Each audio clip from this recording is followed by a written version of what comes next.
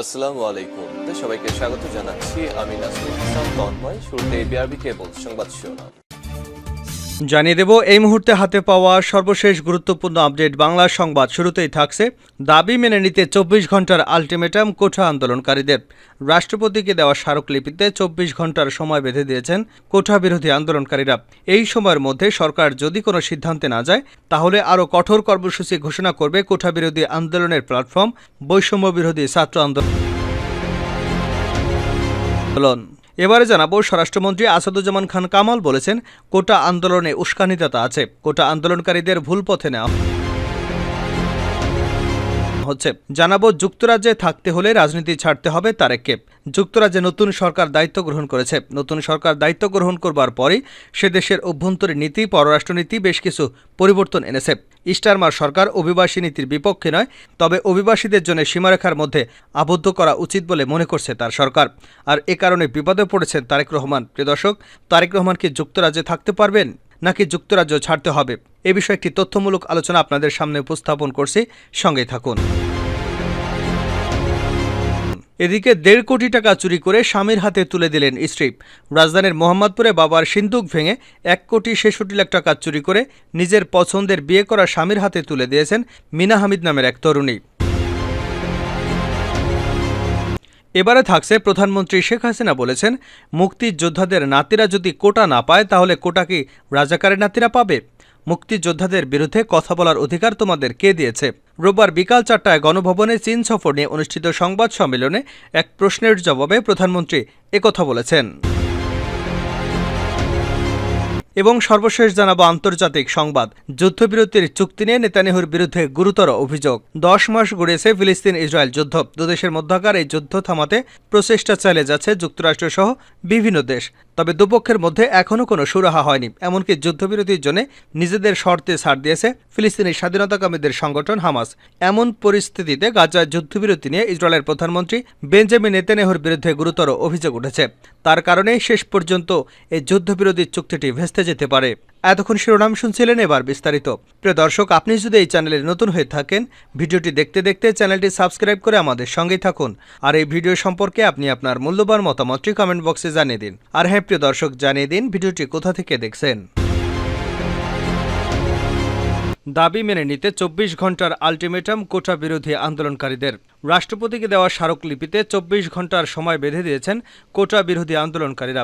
এই সময়ের মধ্যে সরকার যদি কোনো সিদ্ধান্তে না যায় তাহলে কঠোর কর্মসূচি দেওয়ার ঘোষণা করবে কোটা বিরোধী আন্দোলনের প্ল্যাটফর্ম বৈষম্য বিরোধী ছাত্র আন্দোলন। রোববার বিকাল 3:15টার দিকে রাষ্ট্রপতিকে স্মারকলিপি দিয়ে বঙ্গভবন থেকে বের হয়ে গুলিস্তানের বঙ্গবন্ধু চত্বরে এসে সাংবাদিকদের এ বিষয়ে জানান বৈষম্য বিরোধী ছাত্র আন্দোলনের অন্যতম সমন্বয়ক নাহিদ ইসলাম।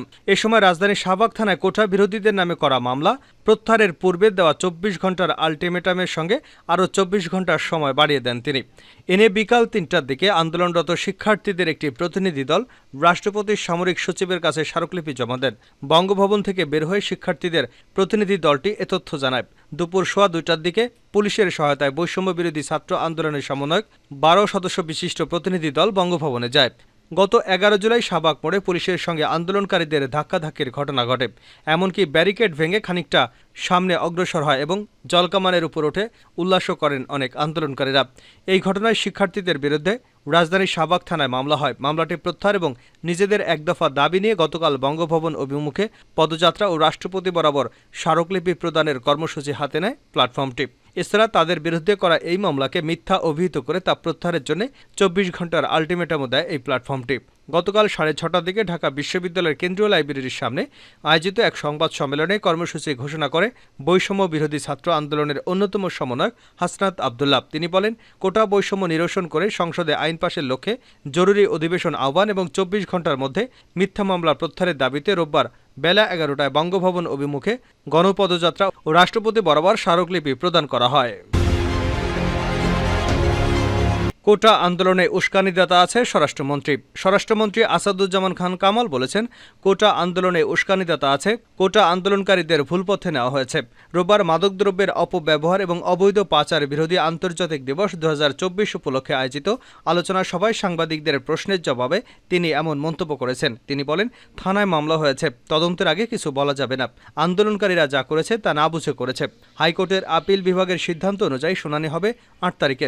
বিষয়টি বিচার বিভাগের হাতে, আইন অনুযায়ী পরবর্তী ব্যবস্থা নেওয়া হবে। তিনি আরও বলেন, আদালতে বিষয়টি বিচারাধীন থাকার পরও রাজপথে আন্দোলন যৌক্তিক না।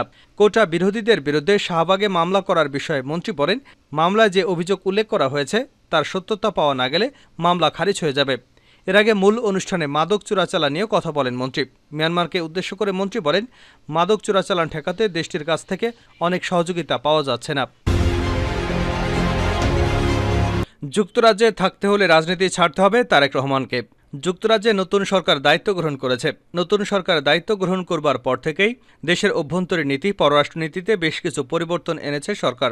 স্টারমার সরকার অভিবাসী নীতির বিপক্ষে নয়, তবে অভিবাসীদের কিছু সীমারেখার মধ্যে আবদ্ধ থাকা উচিত বলে মনে করে তার সরকার।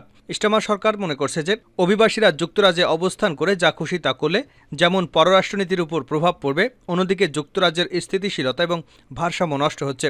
এই কারণে লেবার পার্টির সরকার তার প্রথম দিকে যে সমস্ত নীতি এবং উদ্যোগগুলো গ্রহণ করতে যাচ্ছে তার মধ্যে অন্যতম হল অভিবাসীদের কার্যক্রম সীমিত করা। অভিবাসীদের মধ্যে দুটো ভাগ রয়েছে। প্রথমে, যারা অবৈধভাবে সেখানে অবস্থান করছেন তাদেরকে বৈধকরণের ক্ষেত্রে একটি রূপরেখা প্রণয়নের উদ্যোগ গ্রহণ করেছে নতুন লেবার সরকার।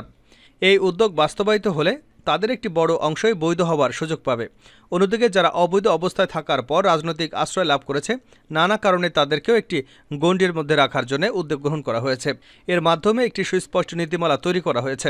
আগামী 100 দিনের মধ্যে এই নীতিমালা বাস্তবায়ন প্রক্রিয়া শুরু হবে বলে জানা গেছে। আর এই নীতিমালার প্রধান যে বিষয়টির কথা বলা হয়েছে, মানবিক কারণে বা রাজনৈতিক কারণে যারা যুক্তরাজ্যে আশ্রয় লাভ করবেন তাদেরকে একটি সীমিত পরিসরে কাজ করতে হবে। এই সীমিত পরিসরের মধ্যে রয়েছে তারা যুক্তরাজ্য সরকারের আইন নিয়মকানুন মেনে চলবেন, তারা অবৈধ পথে অর্থ উপার্জিত করতে পারবে না এবং বিদেশ থেকে তাদের কোনো অর্থ আসলে সে ব্যাপারে সরকারকে অবহিত করতে হবে এবং সেই অর্থের উৎস জানাতে হবে। পাশাপাশি সেই অর্থের উচ্চ কর দিতে হবে। পাশাপাশি এটিও নীতিগতভাবে সিদ্ধান্ত নেওয়া হয়েছে যে রাজনৈতিক আশ্রয়প্রাপ্ত অভিবাসীরা কোনো রাজনৈতিক কর্মকাণ্ডে নিজেকে যুক্ত করতে পারবেন না। বর্তমানে লন্ডনে অবস্থান করছেন বিএনপির ভারপ্রাপ্ত চেয়ারম্যান তারেক জিয়া। লন্ডনে বসে তিনি বিএনপির দল চালাচ্ছেন, কিন্তু লেবার পার্টির এই নতুন অভিবাসন নীতি বাস্তবায়িত হলে তাকে বিএনপির পদ ছাড়তে হবে। বিএনপির কোনো পদ দখল করে তিনি যুক্তরাজ্যে বসবাস করতে পারবেন না। দ্বিতীয়ত, তার আয় ব্যয়ের নিয়মিত হিসাব দিতে হবে এবং রাজনৈতিক আশ্রয়ে থাকা ব্যক্তি হিসেবে তাকে বলতে হবে কোথা থেকে কোন খাতে তিনি কত টাকা পেয়েছেন তার বিস্তারিত হিসাব দেখাতে হবে। তৃতীয়ত, তারেক যে সমস্ত সম্পদ বৈধ পন্থায় যুক্তরাজ্যে নিয়ে যাবেন সেই সমস্ত সম্পদের উপর তাকে উচ্চ শুল্ক দিতে হবে। উল্লেখ্য যে লেবার পার্টির একাধিক এমপি বলেছেন যে রাজনৈতিক আশ্রয় লাভকারী ব্যক্তিরা এখন দুর্নীতির অর্থে অর্জিত টাকা দিয়ে রাজকীয় জীবনযাপন করতে পারেন না। এতে ব্রিটিশ সমাজের ভারসাম্য নষ্ট হয়ে যায়। শুধু তারেক জিয়া নন, বেশ কিছু পলাতক অভিবাসী যুক্তরাজ্যে রাজনৈতিক আশ্রয় লাভ করেছেন। তারা অবৈধ অর্থ দিয়ে রাজকীয় জীবনযাপন করছেন। এটি যুক্তরাজ্য সমাজে একটি বিরূপ প্রভাব তৈরি করেছে। আর এ কারণে এসব বন্ধের উদ্যোগ গ্রহণ করেছে নতুন লেবার সরকার।